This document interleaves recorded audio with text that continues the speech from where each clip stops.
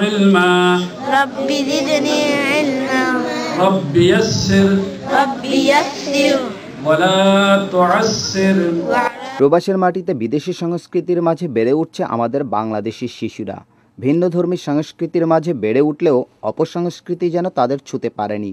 তারই ধারাবাহিকতায় ইতালিয়ান শিক্ষার পাশাপাশি তর্পিনাতারা মসজিদে রোমায় আদর্শিক ইসলামী শিক্ষা গ্রহণ করছে প্রায় ৩ শতাধিক শিশু কিশোর। ১৬ই নভেম্বর মসজিদে রোমায় কায়দা থেকে আম্পারা ও আম্পারা থেকে কোরআন নাজিয়ায় উত্তীর্ণদের ফলাফল প্রকাশ করা হয়। পবিত্র ইসলাম শিক্ষা গ্রহণকারী ছাত্রছাত্রী ও অভিভাবকদের সম্মুখে ফলাফল প্রকাশ করা হয়।